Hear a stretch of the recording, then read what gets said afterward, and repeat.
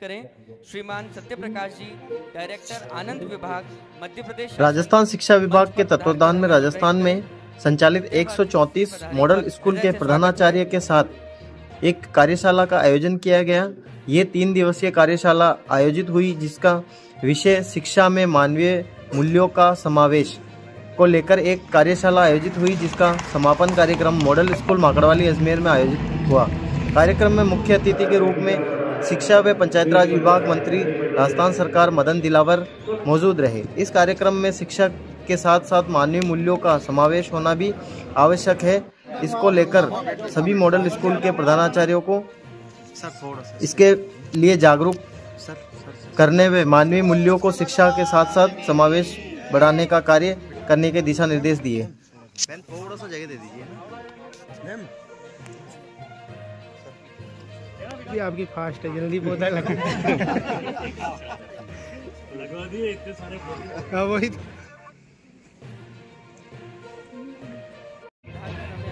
तीन दिवसीय कार्यशाला शिक्षा विभाग के जो राजस्थान में मॉडल स्कूल चलते हैं, 134 मॉडल स्कूल, उन 134 मॉडल स्कूल्स के सब संस्था प्रधान यानी प्रिंसिपल यहाँ उपस्थित थे और 3 दिन की उनकी एक कार्यशाला थी। कार्यशाला का विषय था शिक्षा में मानवीय मूल्यों का समावेश। यानी हम बच्चों को शिक्षा देते हैं, लेकिन उसके साथ साथ पाठ्यक्रम के साथ साथ मानवीय मूल्य उनमें समावेश हों, बच्चों को तक पहुँचे। इसके लिए हम हमारे प्रिंसिपल्स को जागरूक करने के लिए, उनको तैयार करने के लिए प्रशिक्षण का एक आयोजन था। शिक्षा विभाग के राजस्थान के जो 134 मॉडल स्कूल हैं, सबके प्रिंसिपल 3 दिन तक इसमें रह करके उन्होंने मानवीय मूल्यों को बच्चों तक किस विधा से, किस तरीके से पहुंचाया जाए और बच्चों को कैसे संस्कार युक्त शिक्षा दी जाए, तो उसके बारे में चिंतन किया, मनन किया। हमारे जो एक्सपर्ट हैं वो विभिन्न विश्वविद्यालयों से, विभिन्न देश के विभिन्न संस्थानों से जो हमारे पास आए हैं, 3 दिन तक वो लगातार उपस्थित रह करके हमारे प्रिंसिपल्स को उन्होंने ट्रेनिंग दी है। और ये आज अंतिम दिन है। आज इस अंतिम दिन पर माननीय शिक्षा मंत्री महोदय भी हमारे बीच रहे और शुरू से ही आज प्रातःकाल से ही उन्होंने सब संभागों के बीच बैठ करके इस कार्यशाला को देखा, सराहा और अपना उद्बोधन मार्गदर्शन किया। आपका नाम बताइए। सतीश कुमार गुप्ता, विशेष। सर, आपके बीएलओ जो शिक्षक हैं, जो काफ़ी फील्ड में है और काफ़ी आवाज़ उठा रहे हैं कि हम पढ़ा भी नहीं पा रहे और अगर हम रिजल्ट कमजोर देंगे तो हमें चार्जशीट मिलेगी, तो किस तरह मैनेज करेंगे? क्या कोर्स कम करने की बात चल रही है अर्धवार्षिक में सर? नहीं, क्योंकि क्या है कि ये जो है एसआर 1 महीने का है। अदरवाइज तो ये लोग को जब काम होता है उस दिन आधे दिन पढ़ाना होता है, शेष दिन तो पूरा दिन पढ़ाना ही होता है जी। और कभी जब इस प्रकार का कार्यक्रम आते हैं तो हम सब लोगों को भी विचार करना ही पड़ेगा, क्योंकि ये काम बहुत जरूरी है। तो कहीं उनका वहाँ से फ्री होने वो एक्स्ट्रा क्लासेस लगाकर भी उनको पढ़ाना चाहिए, हमारा दायित्व तो बनता है। सर, इनका ये भी कहना है कि 12 तरह की कैटेगरी में बीएलओ होता है, तो 95% से ज़्यादा बीएलओ शिक्षकों को बनाते हैं। शिक्षक ईमानदार होते हैं और बुद्धिमान होते हैं, इसलिए ज़्यादा उनको बनाते हैं। और नया क्या करने जा रहे हैं सर? मैं आपने सुन ही लिया हुआ कि ये बोर्ड की परीक्षाएं 2 बार हुई जी सर, आज ही दी। उसके बारे में आप सब लोगों ने दिखाई पड़ा है, इसके बारे में दोबारा करने की जरूरत नहीं। लेकिन कल जो डोडासरा जी ने कहा है बहुत ही चिंता का विषय है, और चिंता का विषय इसलिए है कि जो प्रदेश का शिक्षा मंत्री रहा और अभी कांग्रेस पार्टी के प्रदेश अध्यक्ष हैं, बहुत जिम्मेदार व्यक्ति माने जाते हैं, मेरे परम मित्र भी हैं, अच्छे मित्र हैं। लेकिन यह कहना कि वंदे मातरम का गान कराकर और एक पेड़ मां के नाम पर लगाकर हमारे छात्रों को शिक्षा से भटका रहे हैं, ये संस्कार विहीन और अत्यंत अल्प बुद्धि वाला व्यक्ति ही इस प्रकार की चर्चा कर सकता है। अन्यथा जिसमें थोड़ी भी बुद्धि है वो ऐसा नहीं कर सकता। सर, स्कूलों में शिक्षकों की सुरक्षा को लेके एक सवाल है। अभी कुछ दिन पहले अजमेर में एक स्कूल के अंदर मैडम से गले से चैन तोड़ के भाग गए। चौकीदार नहीं है, चपरासी नहीं है। आज तक कहीं भी स्कूलों में, सरकारी स्कूलों में चौकीदार नहीं है जी। क्योंकि हमारे टीचर ही सबल हैं जी। किस प्रकार की घटनाएं सामान्यतः होती नहीं है। स्कूल में चेन तोड़ दुर्भाग्य मेरी जीवन में पहली बार घटना सुन रहा हूँ। मैंने कभी सुनी नहीं थी, आपके मुंह से मैंने पहली बार सुनी। अभी कुछ दिन पहले अजमेर की घटना है। हाँ, जो गलत है, और इसीलिए तो हम कह रहे हैं कि शिक्षा में मानवीय मूल्यों का समावेश होना चाहिए। यदि वो चेन तोड़ने वाला किसी विद्यालय में, अच्छे विद्यालय में पढ़ा होता तो जहाँ इस प्रकार के संस्कार दिए जाते तो शायद ये घटना नहीं होती। सर, आपकी गवर्नमेंट आने के बाद ही ये विवेकानंद स्कूल वापस उन्नति की ओर है। बाकी 5 साल तो बिल्कुल ऐसे ही रहे हैं। ये मतलब चलाया गया है मजबूरी के अंदर इनको। देखो, महापुरुषों के प्रति कांग्रेस का कभी सद्भाव नहीं रहा है। उन्होंने तो वीर सावरकर जी के ऊपर भी टिप्पणी, अंगुली उठाई है, नकारात्मक टिप्पणी की है, जो ठीक नहीं था। और फिर ऐसे लोगों के बारे में क्या चर्चा करें। देश के आतंकवादियों को बचाने के लिए सुप्रीम कोर्ट का दरवाजा रात को 12 बजे जाके खटखटाते हैं, उनको सम्मानजनक शब्दों से संबोधित करते हैं। और जो हमारे राष्ट्रीय आराध्य भगवान है, हमारे आराध्य श्री राम का मंदिर जब बनने की चर्चाएं चली तो ये कहा गया कि यहाँ शौचालय बना दीजिए, मंदिर मत बनाइए। भगवान का, राम का मंदिर उनके जन्म स्थान पर हिंदुस्तान में नहीं बनना चाहिए और धारा 370 समाप्त नहीं होना चाहिए, यानी कश्मीर आतंकवादियों के कब्जे में ही रहना चाहिए। वहां सबको वोट देने का अधिकार नहीं होना चाहिए। वहां छोटी छोटी बच्चों के साथ बलात्कार हो, फिर भी शादी की कोई उम्र नहीं होना चाहिए। भ्रष्टाचार के खिलाफ कोई भी कानून वहां नहीं होना चाहिए, भ्रष्टाचारी पनपते रहना चाहिए। जो इस बात के समर्थक हो, प्रशंसक हो, उसके बारे में क्या चर्चा करना, और आप लोग क्यों ध्यान देते इसे। सर, तबादलों को लेके क्या चल रहा है सर? अभी काफी इंतजार, अभी आपने जो प्रिंसिपल्स की लिस्ट भी निकाली, देखो उसमें हमने भी सर 50,000 लोगों के तो हमने 50,000 लोगों के तो एक से ट्रांसफर वैसे ही कर दी क्योंकि उनको प्रमोशन गए, वो ये तो दूसरे स्थान पर गए, है ना। उसके अतिरिक्त भी हमने प्रिंसिपल्स के ट्रांसफर्स किए हैं। लेक्चर्स की सूची बहुत जल्दी आने वाली है। उसके बाद हमारे मुख्यमंत्री जी से निवेदन करेंगे कि सेकंड ग्रेड के भी करें, यदि अनुमति मिलेगी तो जरूर करेंगे। Third grade sir, third grade की अनुमति मिलेगी तो वो भी करेंगे, परंतु थर्ड ग्रेड के जो टीचर्स होते हैं उसी जिले के लिए उनकी नियुक्ति होती है और उस पर उनकी सहमति होती है।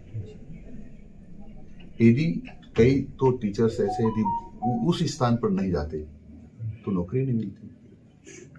सही कह रहे हैं। उन्होंने शहर से स्वीकार उसको किया है और आज भी यदि उनका ट्रांसफर करते हैं तो उनकी वरिष्ठता समाप्त हो जाएगी। हाँ। जो वो भी नहीं चाहते, वो क्या चाहते हैं, तबादला हो, वरिष्ठता समाप्त नहीं होनी चाहिए। ऐसे दो भी बातें तो कैसे हो सकती है। सर, प्रिंसिपल की लिस्ट में भी सर बहुत सारे विवाद खड़े हो रहे हैं कि सर जो अभी प्रिंसिपल लिस्ट है उसमें स्वैच्छिक आधार पर मांगा गया है, इस तरह पर स्वैच्छिक आधार पर गया जो आपने जो प्रिंसिपल तबादले हुए हैं अभी, पोस्टिंग डीपीसी में भी आई हुई है, उसमें सर उनके कुछ स्वैच्छिक आधार पे भी हुए हैं क्या? कुछ क्या स्वैच्छिक आधार पर क्या पोस्टिंग हुई है क्या सर? कुछ देखो, जहाँ सरकार ने उचित समझा लगा दिया, सरकार कर सकती है। सरकार को अधिकार है कि किसी भी कर्मचारी अधिकारी को वो जहाँ उसे लगता है यहाँ उपयोगिता है वहाँ लगा देते हैं। सर, ड्रेस को लेके आपने अच्छा किया है, लेकिन क्या ये लागू हो पाएगा सर? कब से लागू हो पाएगा, कब तक लागू हो पाएगा? आशावान रहना चाहिए, आशावादी रहना चाहिए। हाँ, हमने ये कहा है मैंने कि सरकारी और गैर सरकारी विद्यालयों की गणवेश एक ही हो, एक ही तरह की हो। और उसके लिए अभी तक विरोध का स्वर कहीं से मेरे पास नहीं आया, किसी ने मेरे को फोन नहीं किया। लेकिन जितने फोन आए हैं, पत्र आए हैं, उन सब ने बधाई के पत्र आए हैं, धन्यवाद के पत्र आए हैं कि ऐसा करना बहुत अच्छा है। यानी जनमानस इसके समर्थन में है। नहीं सर, अच्छा प्रयास है, लेकिन सर लागू कब से होगा? मतलब कब से ऐसा तरह? यदि ये फाइनल ऑर्डर हो गया, फाइनल ऑर्डर मतलब क्योंकि माननीय मुख्यमंत्री तक पत्र दिया, तो ये अप्रैल से जो हमारा नया शैक्षिक सत्र प्रारंभ होने वाला है 1 अप्रैल से, उस दिन चला दिया जाएगा। सर और कुछ नवाचार आप पंचायती राज में कुछ कर दे? पंचायती राज में मैं यही चाहता हूँ कि जो गौ माता है, वो गौ माता जैसे पहले सब गांव के लोग मिल करके एक गोपालक रखते थे। वह गोपालक यानी गोपाल सारी गायों को चराने के लिए जाता था और शाम को गायें वापस आती थी और फिर अपने अपने घर अपने आप पहुंच जाती थी। तो सबके घरों में गौमूत्र होता था, उससे घर पवित्र होता था। गोबर होता था, उससे वो घर पवित्र होता था। कभी जब भी जरूरत पड़ती तो लिपना, पोतना जो आप जानते हो सब होता था। उसके कारण से कई बार कई रोगों के जन्म या तो उसके संपर्क में समाप्त हो जाते थे या एंटर नहीं हो पाते थे। और इस परंपरा को जिंदा करने का मैं प्रयास कर रहा हूं। इसके कारण से जो हर साल 5000 एक्सीडेंट होते हैं राजस्थान में, 5000 एक्सीडेंट में लोग मारे जाते हैं, वो बच सकेंगे। 20,000 जो घायल हो जाते हैं, उसमें कई कौम चले जाते हैं, उनसे भी छुटकारा मिलेगा। तो किसान परेशान रहते कि अनावश्यक रूप से हमारी फसलों को नुकसान होता है, वो भी होगा। जो 20,000 गायें गौ माताएं एक्सीडेंट में मर जाती है, वही बचेगी। और 50,000 गायें जो सामान्यतः एक्सीडेंट में घायल हो जाती है, वही बचेगी। जो हमारी गौ माताओं को खुले में देख करके जो तस्कर लोग उठाकर ले जाते बुचड़ खाने और काट देते खा जाते हैं, उससे भी छुटकारा मिलेगा। करेंगे क्या सर इसमें? हम यही करेंगे कि हम ये जन जागरण करेंगे कि गांव के लोग अपनी गौ माता को चराने के लिए जाए। और इसलिए जनवरी माह में इस काम को हम कोटा जिले से प्रारंभ कर रहे हैं। वहाँ पर अभी जो हमारे को चर्चा हुई है, बागेश्वर धाम के धीरेन्द्र शास्त्री जी वो भी पधारने वाले हैं। पूज्य साध्वी दीदी मारी तमरा जी से बातचीत हो गई है, वो भी अब तिथि तय करने वाले हैं। अच्छे जो ऋषिकेश के संत हैं चिदानंद जी महाराज, उनसे भी हमारी चर्चा चल रही है। तो ये सबकी उपस्थिति में और उसके पहले हमारे स्थानीय संतों के माध्यम से जागरण करके उसको प्रारंभ करें। इसके कारण गोचर भी बचेगा, चरागाह बचेगा। तो चरागाह गायों की चरने के काम आएगा और चरागाह और बचे, इसलिए हम जो कांग्रेसी बम्बुल है ना, विलायती बम्बुल जिसको जूली फ्लोराई बोलते हैं, इसका सत्यानाश करेंगे, पूरी तरह से उन्मूलन करेंगे। उसके लिए हमारी कई स्तर पर मीटिंग्स हो गई हैं और सारे जो डिपार्टमेंट इसके अंतर्गत आते हैं उनसे बातचीत हो गई है और शीघ्र ही इसको साकार रूप देने वाले हैं। सर डोटासा जी कह रहे हैं कि आदर्श विद्या निकेतन स्कूलों को बढ़ाने के लिए निजी स्कूलों और को पीछे किया जा रहा है, आरोप लगा रहे हैं इस तरह के। हम तो ये चाहते हैं सारे ही विद्यालयों में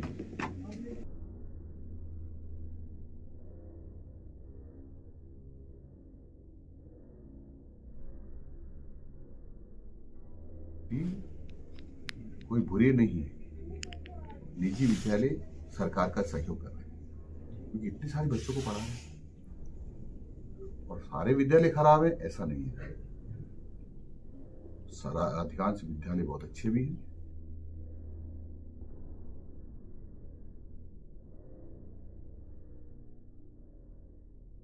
लेना ठीक ही होगा, लेकिन कुछ बताते हैं कि डिपार्टमेंट्स के ऑर्डर भी नहीं मानते हैं कॉलेज यहाँ के अधिकारी सब के।